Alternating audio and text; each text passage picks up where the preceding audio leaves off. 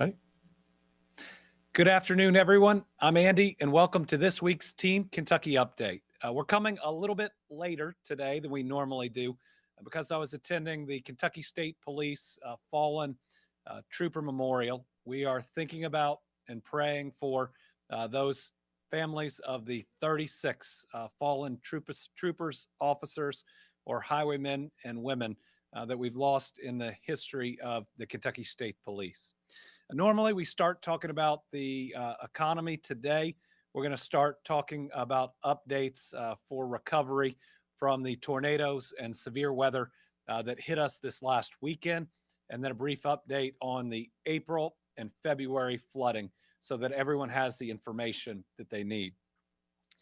This week, I requested that 8 counties receive FEMA individual assistance from the most recent tornadoes that came through this weekend, as well as 22 counties to receive public assistance. The names of those counties are on the slides. Remember, this is our initial application to FEMA, Homeland Security, and the President. And the way we've always done it is to take the counties that we believe we have the most evidence for, that it should be a really easy and clear decision to get the yes, to get FEMA on the ground, and then to ask for additional counties. FEMA cannot come in and help individual families until the president signs off on individual assistance for those 8 counties or any further counties that we'll apply for. We are working as hard and as fast as we can to get approval. I spoke with Homeland Security Secretary Kristi Noem on Saturday morning. I spoke to President Donald Trump on Saturday afternoon. I've spoken to the FEMA director. We are calling the White House each and every day.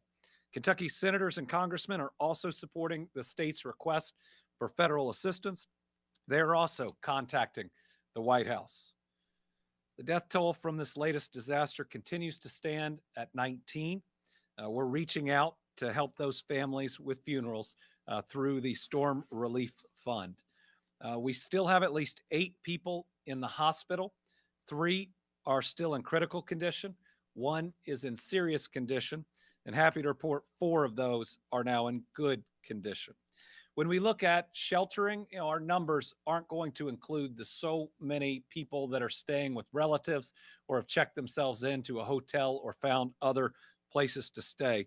But we know we've had at least 14 individuals in the Red Cross shelter, 40 in Airbnbs. Thank you to Airbnb for donating a number of nights to help our people, just like you did in April. We have 65 households from Praxel, which is a group that is helping with sheltering.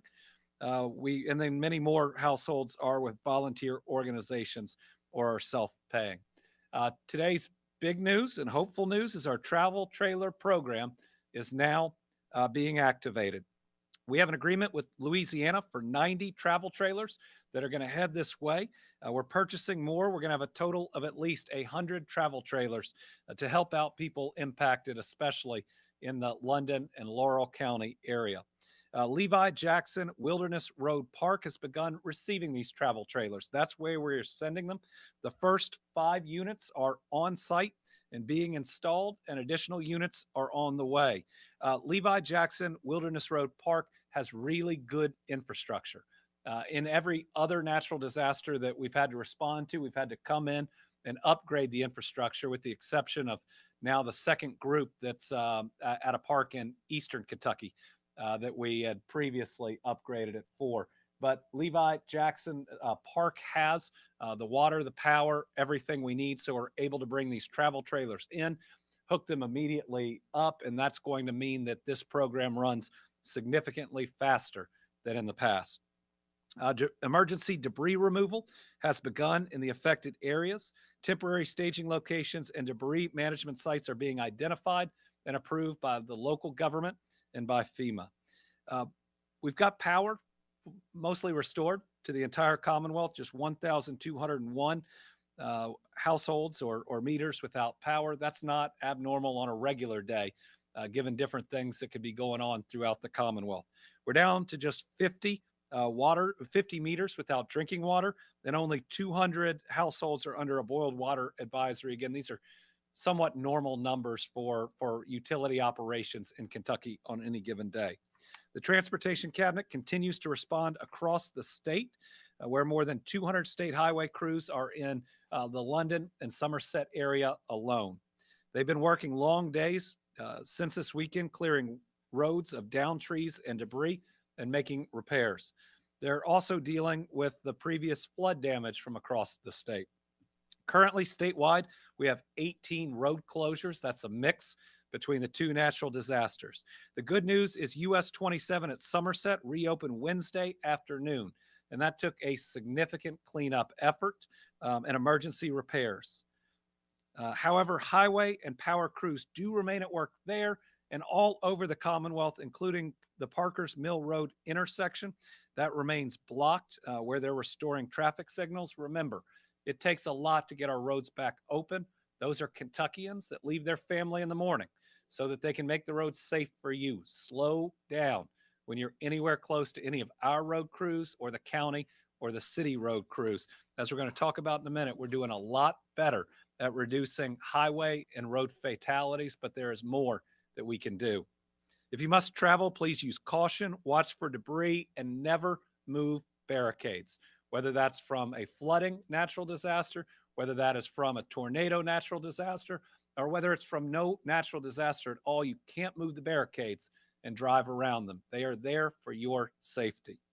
In more good news, we were able to remove some of the barricades on US 431 at Tunnel Hill in Muhlenberg County, which has been closed since April. Slide repairs were completed this week, and the road has reopened. Crews will keep at it, reducing our closure list. But again, if you're traveling in areas where you know there have been closures, visit goky.ky.gov. I was with the Kentucky State Police earlier today, honoring their work and honoring those that we've lost in service to the Commonwealth. But I want to thank them and the National Guard. They are continuing to provide 24-hour security patrols in these storm-affected areas to prevent looting. Only residents and authorized personnel are allowed in the hardest hit areas.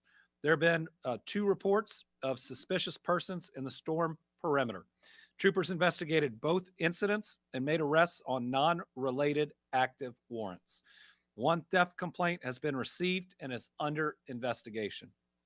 KSP Post 11 is aware of a news story about a stolen KSP Post 11 is aware of a news story about stolen storm supplies. Upon learning of it, a KSP detective contacted the victim and was told that the only items taken were a few cleaning products left outside in a tote. The detective offered to investigate, but the individual declined. Currently, KSP Post 11 has no reports of missing persons, and that's really good news. But if you think that there is a missing person, you can contact Post 11 at 606-878-6622. Importantly, the shoulder on I-75 at the 36-mile marker, that's right on the other side of one of the devastated neighborhoods, is still closed because motorists were pulling over, trying to look at the devastation, and it was causing backups on the interstate. Kentucky State Parks are sheltering 31 people from this natural disaster. They're at Cumberland Falls State Resort Park. They're in 10 rooms. Thank you to our parks system. If you would like to help these families, you can make a monetary donation to the Team Kentucky Storm Relief Fund. It remains open, and it's the fund that's paying for each and every funeral of each of these federally declared natural disasters, because the first thing we're going to do is grieve together. We don't want any family suffering more, any family waiting on reimbursement from the federal government. This is the very least that we can do. You can donate at teamkystormrelieffund.ky.gov. So far, the fund, which is really covering the last 3 natural disasters, has raised more than $1.3 million from 5,735 donors. To those that were a part of this most recent natural disaster, our promise is the same we've made to each and every family hurt by one of these in the past. We will rebuild every home and every life. We will keep showing up over and over. We'll walk this road of recovery together. All right, I have a few updates on the other severe weather events that we've experienced. For the April, now let me start on this. if you were just impacted this last weekend by the tornadoes, the White House hasn't yet approved FEMA assistance. So if you go online and apply for assistance from FEMA, you're going to get denied, not because you weren't hurt, not because you might not be eligible in the future, but because it hasn't been turned on, that process, because the president hasn't yet said yes to individual assistance. Now, they've only had the application a couple of days, so I'm not suggesting anything there, just that if you were impacted by this tornado event this weekend, if you apply for FEMA assistance, you're going to get denied. Wait until it opens up. If it opens up, again, wait for the president signing off on it, and then apply at that time. In the meantime, do all the work that would be required for the application. Get as many photos as you can. Get as specific of details of your loss as you can. If you have insurance that will cover any of the damage that you got during these tornadoes, you have to apply for insurance first. I would go through that process right now, both to help you out and also to ensure that when and if FEMA assistance is available, you've taken the steps you need to for that application process to go as quickly as possible. Now, if we back up to April, in the April storm, we've received individual assistance. I don't believe in for individual assistance for the April disaster. Your deadline is June 25th to apply for FEMA aid. So far, we're seeing dollars flowing from the April event. 1,715 individuals or households have been approved for more than $14.4 million that have been dispersed. And remember, we've still got all the way until June 25th for those applications. For other needs assistance, that's a different type of assistance for the April storms. We've seen 1,712 households approved for more than $6 million. Yesterday, we also announced we're expanding eligibility for disaster unemployment assistance to include individuals in the 24 additional counties who are out of work as a result of the severe storms. Again, those began April 2nd, 2025. Affected individuals can visit kcc.ky.gov. The deadline is June 23rd. All right, we've talked about this last weekend's storms. We've talked about the April natural disaster. We also had one in February. So for the February event, this week, we announced that Kentucky's request for a 30-day extension for disaster unemployment assistance for those affected by the February storms was approved. We had to ask for that because we got hit by another natural disaster in the period of time that people would be applying. So the deadline for the February weather event, if you were impacted, is May the 27th. Also for the February event, after Friday, May 23rd, the folks would no longer be able to apply for other FEMA assistance, as that is the deadline. So for February, individual assistance has now been approved for 6,926 individuals or households, and more than $44.1 million has been dispersed. That will look a little bit different likely than the tornadoes because private insurance is less likely to cover flooding events, is more likely to cover tornado events, so you can't compare them directly. So for the February event, other needs aid has been approved for a little over 6,800 households, and more than $17.6 million has been dispersed. Please note for the February event, the DRC, the Disaster Recovery Center in Leslie County, will be closing on Friday. Other centers in the region, I think we may have a slide for the DRCs, will remain open for regional support and to handle appeals. You can go into any of these regardless of where you live, and they can help you out. So if you're in Jessamine County, but you work in Franklin County, you can go into the Franklin County DRC to receive help. As of today, those affected by the April or February events can go to any of these disaster recovery centers. There are 24 currently in operation, which is just another example of how hard we've been hit. Folks affected by the April and February disasters can also visit disasterassistance.gov to find your county, the established declaration, and any other information that you need. But once again, FEMA is not authorized to provide help through these channels for victims of this last weekend tornado until and unless the president signs off on our application for individual assistance. We also received word late yesterday that the January ice storm, remember that was the ice sandwich. We thought we'd seen it all, and then we got lots of snow, lots of ice, and lots of snow, and it caused some pretty massive damage. Our federal request for public assistance has been denied. We believe that we meet all of the statutory thresholds for it. We'll be appealing that denial. If it ultimately ends in a denial, it will be tens of millions of dollars of additional expense for the Commonwealth that otherwise FEMA would be covering. If you remember, that storm had things like the Lyon County sewer tank collapse. It also really hit Union, Henderson, across Shelby, Spencer, and through Johnson County in the east. All right, from news of recovery from natural disasters to news of recovery for our people who have suffered from addiction. Just 2 weeks ago, we celebrated because it was amazing news. A 30.2% decrease in overdose deaths last year as compared to the year before. We know we still have a lot of work to do, but these are so many Kentuckians that are still with us that in previous years we would have lost. It should be a testament to the efforts that people have been making for over a decade to fight an epidemic that used to look insurmountable.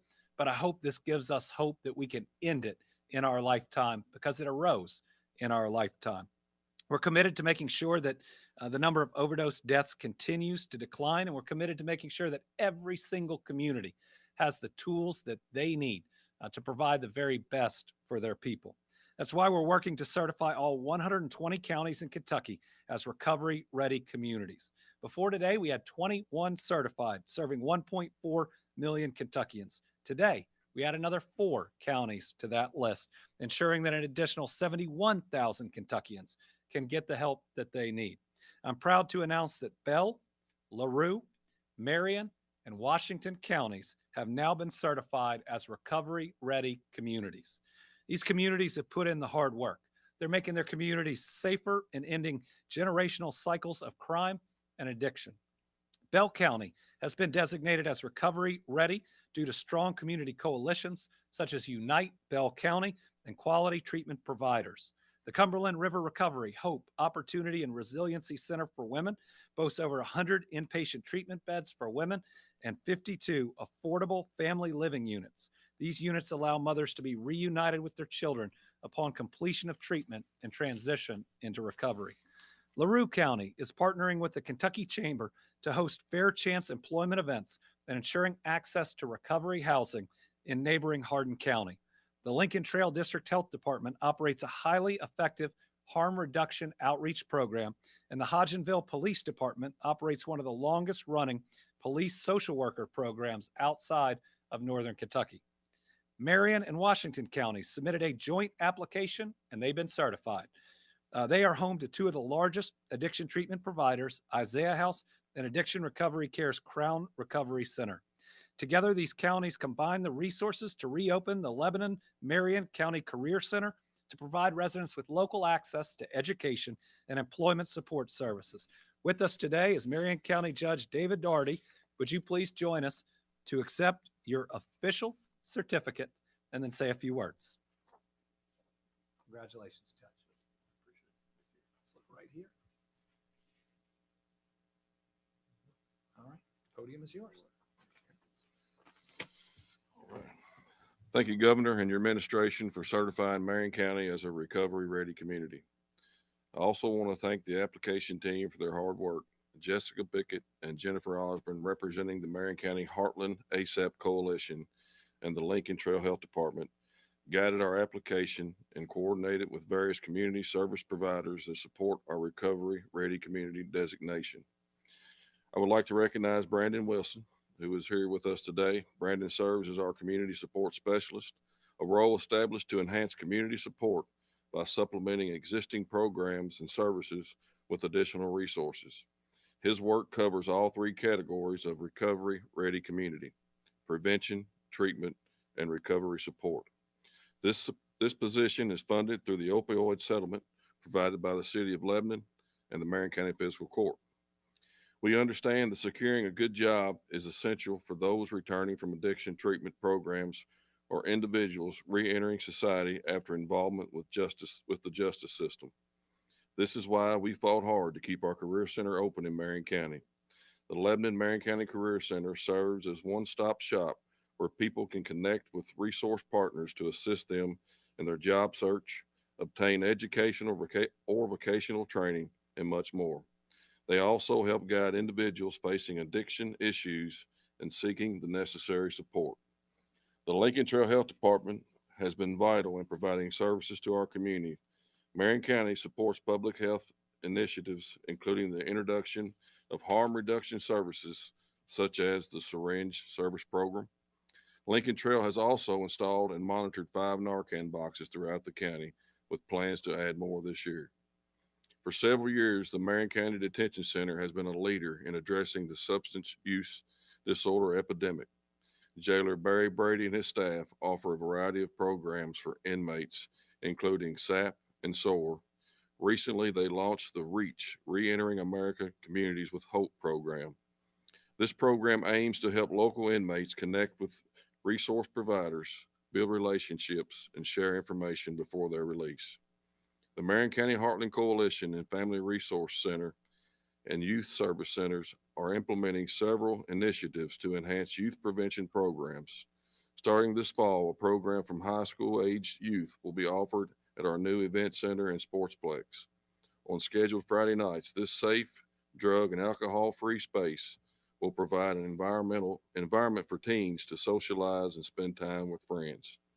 We are proud of our progress, and this certification represents an achievement and a commitment to our residents that we are dedicated to preventing substance misuse, supporting individuals in recovery, and creating a meaningful employment opportunities that help our families and communities thrive.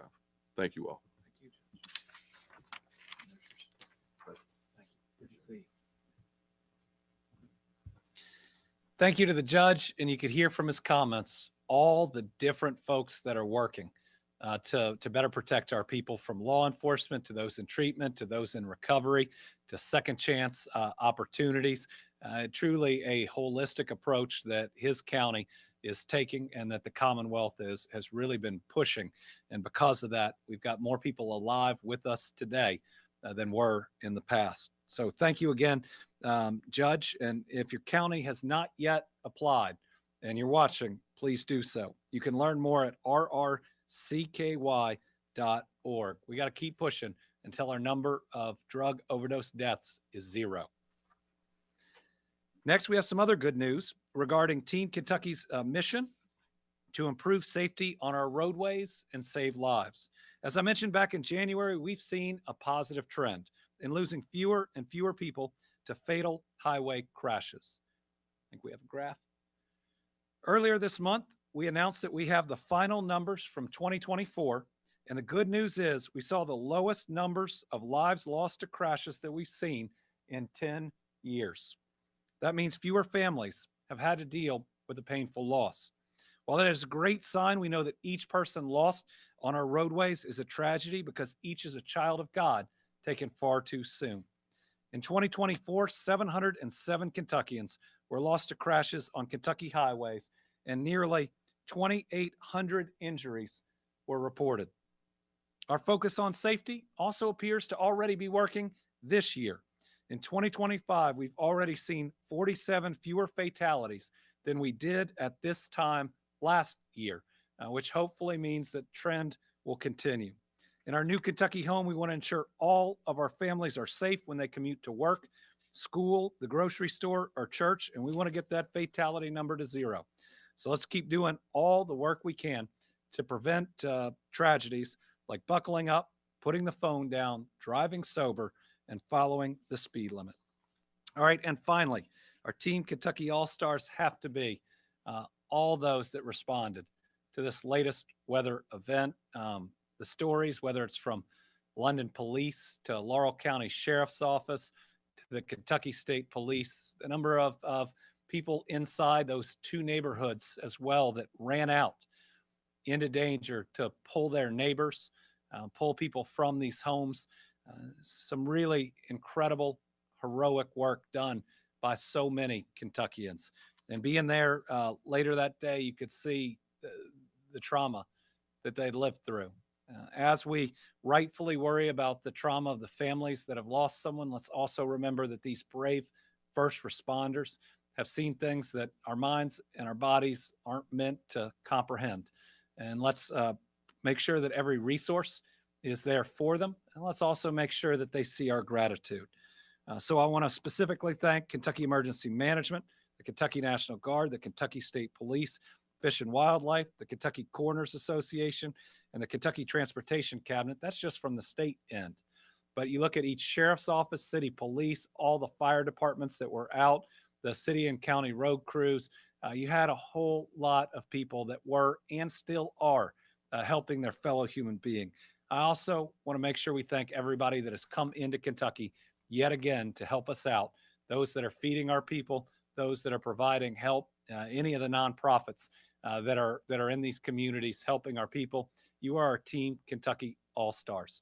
We truly see God in the response to each and every one of these natural disasters. And every time I see someone standing at what used to be their home and they're all saying the same thing, where do I start?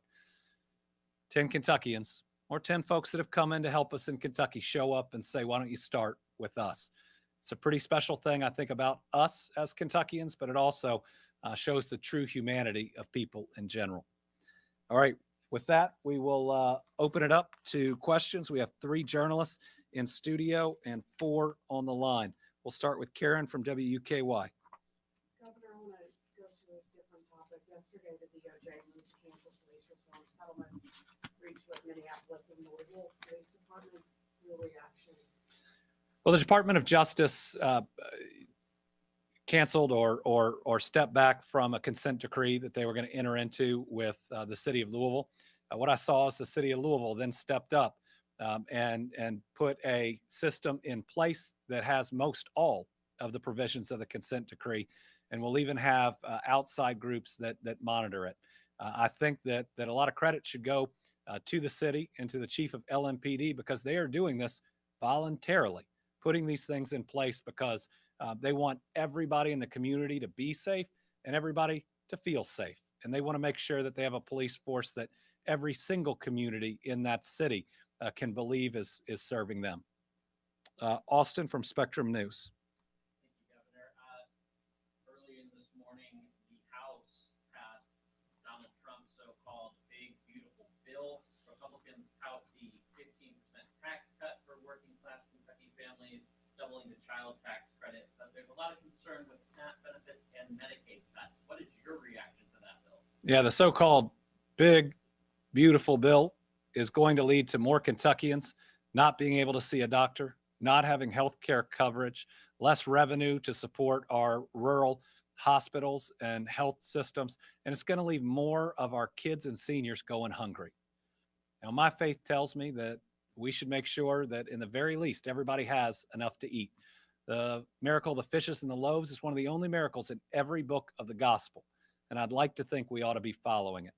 You look at the estimates from the CBO, which is there to provide Congress with official estimates, and it's somewhere between 7.5 million Americans and depending on how far out you go, 13 million Americans that will lose their health care coverage. We are a state of 4.4 million people. That is more people losing their ability to go see a doctor than live in the entire Commonwealth of Kentucky. It's wrong. It's cruel, and it's going to put any of the policies that they want to pass is going to be borne by those that will lose their health care coverage and food assistance. Carolina from WLEX. Governor, can you tell us a little bit more about your conversations that you're having with the Homeland Security Secretary, specifically President Donald Trump? What have you been hearing from them? The secretary called me the morning, I want to say 9 a.m. After the tornado had come through, said she was hurting for the people of Kentucky and that they wanted to be there as a resource to help. President Trump called right after I'd finished the press update after visiting the communities that had been hit on the same day. Said he cared about the people of Kentucky, asked how bad it was, where we were on the death toll, asked for some other specifics, but said he wanted to send his FEMA A-team here. Told him, in fact, that the FEMA team that he had on the ground for the other two natural disasters was operating very well. I hope that's a sign that that they will sign off on the application for individual and public assistance, because we certainly need their help. And I'll say this: I disagree with this president on a lot of things, but the FEMA operation on the ground under his administration has been good. In fact, it's been really good. So my hope is that he will sign off on these applications so we can move some of these same people who've done a really good job for some of the natural disasters where the deadlines are coming over to this area, because we've seen their performance and they've helped our people. I think to have credibility in this role, no matter who's president, if they do something that helps your people, they ought to get credit for it. And if they do something that harms your people, then you ought to stand up and speak out about it. But the conversations have been good and very positive.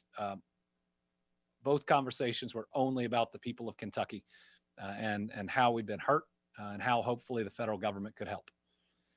All right, we got Tom from Kentucky today on the line. Thank you, Governor. Good afternoon to you. In your letter to the president on the latest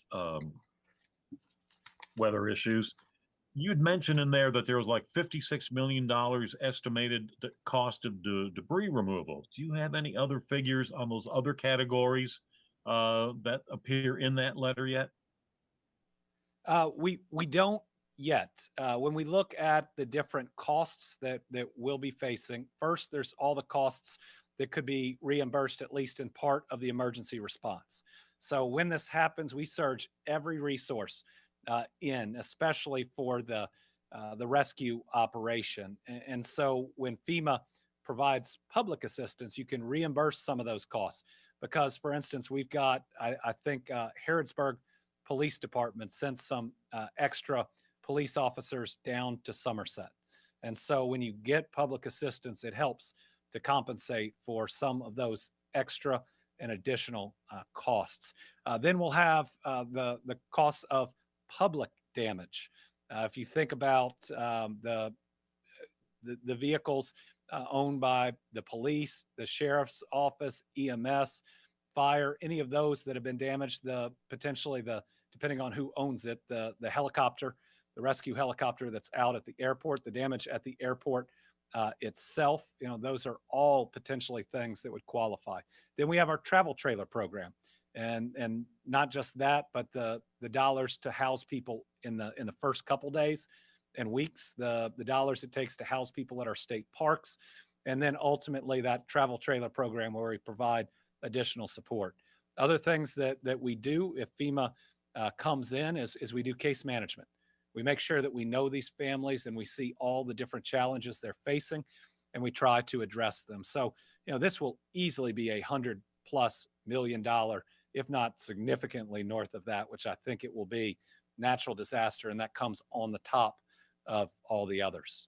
And that's why, again, I hope in the next legislative session, we won't have these artificial limits put on the state, that we've been able to, thankfully, get public assistance fast enough in some other instances to not run over the caps that we have on responding to natural disasters. But this is two that we've been approved for this year, this third one, and the January ice storm that we were just denied that we're going to appeal. So that's 4 in just that short period of time. And it's not right that we get hammered this amount, but it's also not right to say there's a limit on how much we can help Kentuckians. With that said, President Stivers did make a very strong statement on Saturday, I believe it was, that he was going to make sure we had all the funding we needed to recover. I take him at his word. I believe he's genuine. He was down there wanting to help. I think this is all of us in it together. I'm just hoping for a different budget outcome next time so we don't have to have these conversations. All right, Isaiah from WHAS. Hey, Governor, I had a question following up on the consent decree conversation. I know you touched on that a little bit. I mean, the DOJ says that it essentially handcuffs local police departments, micromanages it from the federal court. I mean, do you agree with the president's decision to pull out of these cities? I haven't seen how a DOJ consent decree works firsthand.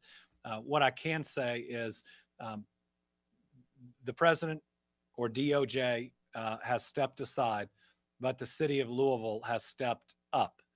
They could have done nothing at this point. They're under no federal obligation to make changes, yet they are working on making nearly, if not all, of the changes that were in that consent decree. I think that says something about leadership in Louisville, leadership from the mayor. I think it also says something about this police chief voluntarily taking that on, knowing that there are going to be challenges, but wanting to meet them. Liam from the Kentucky Lantern.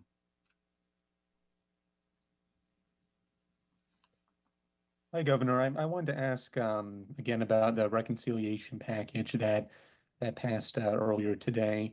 I know that you've been a supporter of large manufacturing projects that have landed in the state, such as Blue Oval SK, the battery manufacturing plant in Shelby County, and the reconciliation package, to my knowledge, would eliminate electric vehicle tax credits and also phase out clean energy manufacturing tax credits, including tax credits for the manufacturing of batteries. I was wondering if you had any thoughts on the phase out of those tax credits, if or how it could impact industries in Kentucky, including EVs and regarding battery manufacturing or clean energy. Mm-hmm. Now, as you know, I think there's some nuance on that depending on when the project is started, if it's started versus when they haven't and how quickly they can start. But pulling back on these clean energy tax credits is going to slow the pace of reshoring in the United States. It's going to slow the pace of manufacturing. And that's ironic given that the president has talked about wanting to increase manufacturing. Well, guess what? The IRA and the other bills that were out there were effectively doing that. We were announcing advanced manufacturing after advanced manufacturing project here in the Commonwealth of Kentucky, breaking all types of records. We were seeing the United States make things that we haven't made in a long time and make them in an environmentally friendly way. This idea of cleaner manufacturing isn't being driven by federal policy. It's being driven by the market, by consumers demanding it, and by downstream customers in the manufacturing process demanding it. What it'll do is it will slow growth in manufacturing and in these high-tech areas in the United States. Keeping them in place would continue that boom we've seen, whether it's batteries or chips, but you pick. It's just about any of these. You look at the metals recyclers that we have now so many of in Kentucky. We have the cleanest recycled steel plant that I know of in the United States, if not the world, in Brandenburg. We have one of the cleanest copper recyclers in Shelbyville. These are all areas that, at least future growth could be impacted. And in the end, that's bad for the American people as you see fewer high wage jobs coming if we roll those back. The credits worked. They worked. And whether you like a green job because it's better for the environment or because it provides a really good living for people, it was working. It was pushing unemployment down, and it was really helping families. I hope that part will be removed by the Senate, if not for the original reasons that it was passed, but for the fact that it's really good for our economy. And then finally, we have Zara from Bloomberg News. Hi, thanks so much for taking my question. You'd mentioned earlier in the briefing how the president had made a major disaster declaration for the April storm, approving individual assistance. But I know the state had also asked for public assistance and hazard mitigation program grants. So what's the status of those requests for the April event? Do you have a timeline on when you'll know? And what does it mean for Kentucky's own response that you don't yet know if this money is coming or not? Yeah, so if we go through February and April, because I think that's helpful on really the three. In February, we got individual assistance and public assistance, but we got denied for hazard mitigation, which is what I call the buyout program. That has worked really effectively after the 2022 flooding to move people from the flood zone to where we're building on higher ground and make sure people don't go through this time after time after time. I think it's a really effective use of one-time dollars that saves FEMA money in the long run, but also helps our people to be safer. So for February, we have appealed the denial of hazard mitigation because it's in some of the same areas, and we believe it can really help. In fact, it could work into our high ground efforts right now that we'll be building homes now that they could qualify for that would be safe. You're correct. In April, we received the individual assistance for the first several set of counties we've applied for, and we applied for that first. We have not received a decision on public assistance. We don't know of any schedule, but we hope that it's approved and approved soon, because otherwise that is a huge amount of damage that have happened in our state that will be very hard for the state to absorb on its own. And then for this latest one, we're going to be applying for all three, and we'll see when we hear. We are calling the White House every day on all of them, and we are hoping for decisions as soon as we can get them. In the February storm, we got it pretty quickly. I think it was just under a week. In the April storm, the individual assistance, I want to say, took 2+ weeks. This one, we're hoping for an update soon, and it's a little bit different when you look at all of them, just depending on how you're viewing it. This latest one is some property damage across a lot of Kentucky, but just a massive amount of devastation, especially to two neighborhoods where you can just look at it and know it's going to qualify. All right, that is this week's Team Kentucky update. Pray for these families that have been impacted. If you can, donate to the Team Kentucky Storm Relief Fund or any other charity out there that you know is helping people out. These are our fellow Kentuckians. Let's lift them up and let's march forward together. Thank you.